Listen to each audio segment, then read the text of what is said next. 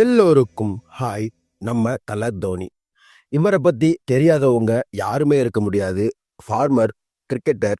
Indian cricket team இன்னைக்கு இப்படி ஒரு ஹெல்த்தியான ஸ்டேஜில் இருக்க இவரும் ஒரு முக்கிய காரணம். எவ்வளவோ மேட்சஸ், கேப்டன்ஷிப், கோடிக்கணக்கான ஃபேன்ஸோட ரோல் மாடல். இந்தியன் கிரிக்கெட்டை எங்கேயோ கொண்டு போய் நிப்பாட்டினாரு. எவ்வளவோ சாதனைகள் இன்டர்நேஷ்னல் கிரிக்கெட்டில். இன்டர்நேஷனல் கிரிக்கெட் மட்டுமல்ல, வேர்ல்டு பெஸ்ட் பிரான்சைஸ் லீக்கான ஐபிஎல்லையும் நம்ம சென்னைக்கு கேப்டனா எக்கச்சக்கமான சாதனைகளை பண்ணியிருக்காரு. என்னதான் அவர் ஜார்க்கண்ட் மாநிலத்தில் பிறந்தாலும் அவர் நம்ம தமிழ்நாட்டுக்காரன் மாதிரியே அவரோட பிஹேவியர், ஸ்டைல், கிளாஸ், மாஸ் எல்லாமே இருக்கும். அவரே சொல்லியிருக்காரு, மை செகண்ட் ஹோம் சென்னைன்னு. தமிழ்நாட்டு மக்கள் அவர் மேலே வச்சிருக்க லவ்க்கு அளவே இல்லை. அவரோட அன்கண்டிஷனல் லவ் அவ்வளோ இருக்குது நம்ம மேலே. இந்த மனுஷன் தமிழ்நாட்டுக்கு தமிழ் சினிமாவில் ஏதோ பண்ணணும்னு ப்ரொடக்ஷனை ஸ்டார்ட் பண்ணிட்டாரு.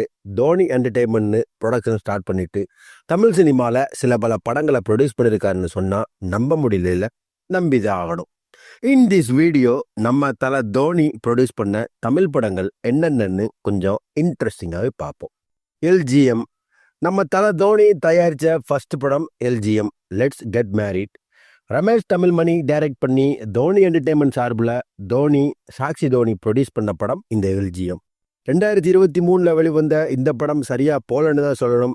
இந்த படத்தில் ஹரிஷ் கல்யாண், நதியா, இவானா, யோகி பாபு, ஆர்ஜே விஜய் மற்றும் படம் நடிச்சிருப்பாங்க. விஸ்வாஜித் ஒடுக்காதில் சினிமோட்டோகிராஃபியில் பிரதீப் பி ராகவ் எடிட்டில் வந்த படம். இந்த படத்துக்கு ரமேஷ் தமிழ்மணியை மியூசிக் கம்போஸ் பண்ணியிருப்பார். சக்தி ஃபிலிம் ஃபேக்டரி டிஸ்ட்ரிபியூட் பண்ணியிருப்பாங்க.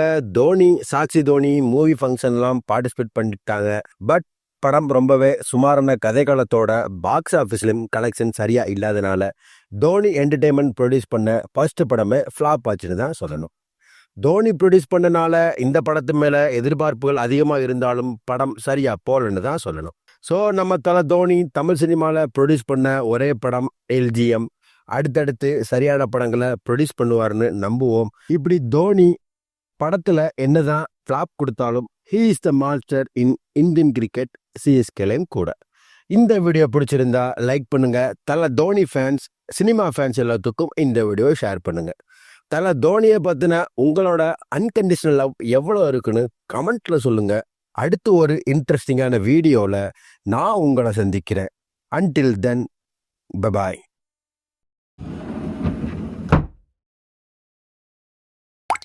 Yeah.